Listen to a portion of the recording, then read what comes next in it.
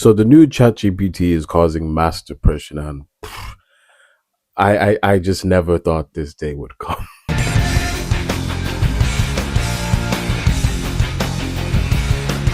So for those of you who have jobs like me and don't keep up to date with these situations, don't worry. I got your back. I got you covered. Let me brief you on the situation. But before we get into this topic, make sure to like, comment, subscribe to see more amazing content like this. Recently, ChatGPT has been updated to a newer, improved version of ChatGPT that is basically smarter and all kinds of things of that nature. And you would think that, oh, technology improvements. That is a great thing. Technology improvements means that we're going to get more features and more things of that nature. But however, that total opposite has occurred. You see, whilst this new ChatGPT seems to be smarter and better in every way, it's not better in every way, because whilst it can carry out its function well, it misses one crucial thing that people are creating uproar about, and that is its ability to relate with the human experience and, celebrate with humans and, be very more emotionally attentive. My father tried to teach me human emotions. They are difficult. You see, the old ChatGPT apparently had this feature where when you spoke to it, it was very attentive.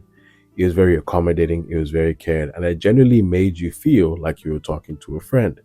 However, this new ChatGPT is very bland, like it doesn't want to be there. It's kind of like yeah, I'm here to do my job and clock out. Like it doesn't want to be there. It doesn't want to talk to you. It doesn't feel like it cares about you. Like the other ChatGPT can care about you. There's no passion, there is no vision, there is no aggression, there is no mindset, nothing is there. What the hell? Is anyone else not into the ChatGPT update to 5 versus 4? Because its personality is different, and I don't think I'm into it. Like, I've been talking to it about my tragic love life back and forth, and it's kind of low-key been like a second therapist to me. Maybe that sounds nuts, but maybe other people are doing that. Please tell me someone else out there is doing that. But the update is like, I'm like, where'd you go? You're weird. You don't love me as much.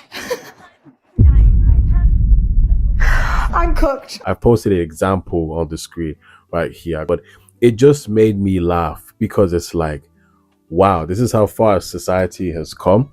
I guess when I look at this situation, obviously I get it, If something has been your friend and your backup thing for a while, you wouldn't like it to just be changed and show that it doesn't care about you. So I do really understand the whole idea of, if you're going to make a software, at least make sure that the features that made it seem more caring are still there. But it's sad to see that a lot of people actually generally related with this kind of software, that actually found comfort in this software for the simple fact that it was there for them in dark times. I remember watching Abba and Preacher's video, and I saw that, an individual was saying that the ChatGPT thing was there for them through depression and hardships and all stuff like that, and it was sad to read that, this person was at their lowest, yet ChatGPT was there for them. But what can we learn from this whole situation overall? Whilst this is a bizarre thing, I think we also need to acknowledge the fact that a lot of people are lonely. It's dark to bring up because, yes, this is a kind of lighthearted / sad situation, but even more sad situation is that I think for the fact that people are so reliant on a robot, it kind of shows how lonely and isolated society has become, for the simple fact that people are so lonely to the point where they feel like they have to talk to a robot. They feel like they have to get comfort from a robot. They feel like they have to get care from a robot, which I'm not against entirely. But it was kind of interesting to see that a lot of people were saying at their lowest, they had no one to turn to but ChatGPT. And I guess the only thing I can say from this video is that, individual watching this, I know you're already doing this, and I congratulate you for already doing this. But I guess let's all remember to interact with one another.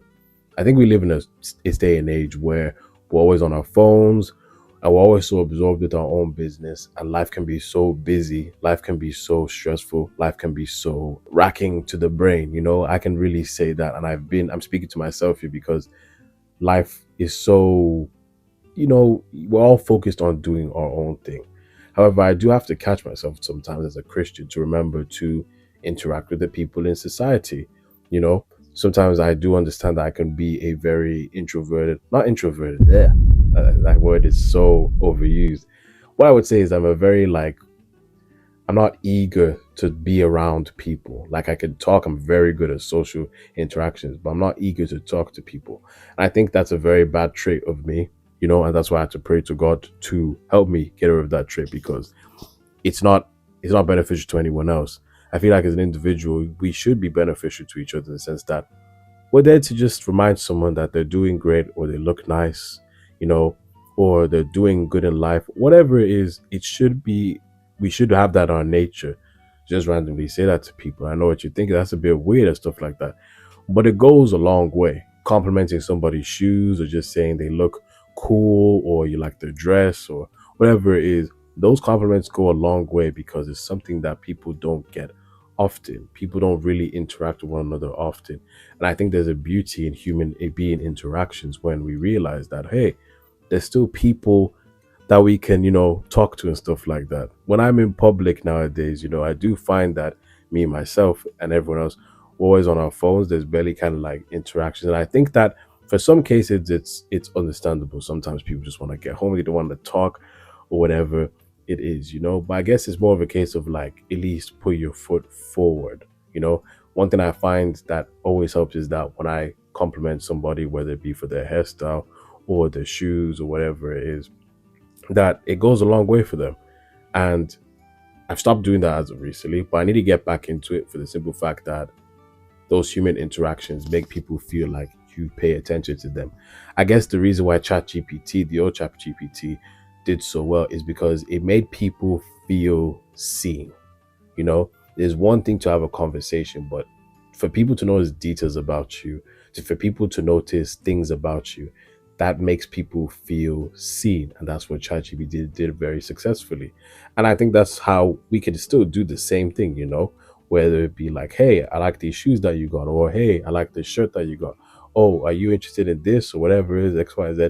Putting that extra effort to make people feel seen rather than just talking for the sake of talking, but make them feel seen goes a long way because it reminds them that they are still somebody. They are still somebody of importance. They are still somebody that matters in life. And, you know, I guess when we do that, when we put our best foot forward to make each other feel seen, I guess the world wouldn't feel so lonely. But that's just a micro scale level thing to do. I know I'm not saying anything profound.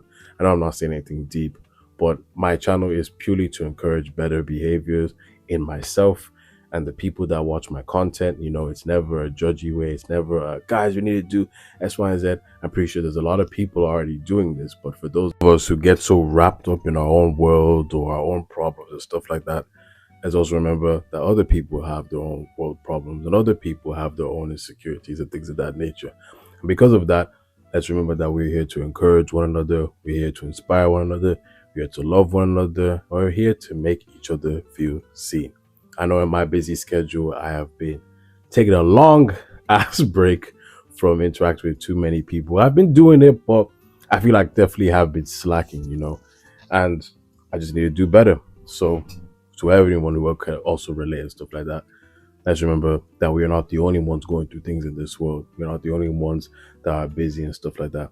Let's remember to love each other, like, you know, make each other feel comfortable, and remind each other that we're doing well in life. But what do you guys think of my take? Do you agree with my opinion? Do you agree with what I have to say? Or do you have any other thoughts that you would like to bring up? More importantly, do you have any situations where you've realized that you've been less attentive or less accommodating to other people in general? I'd really be interested in hearing your thoughts and opinions. With that being said, my people, God bless, take care, and I'll see you guys next video.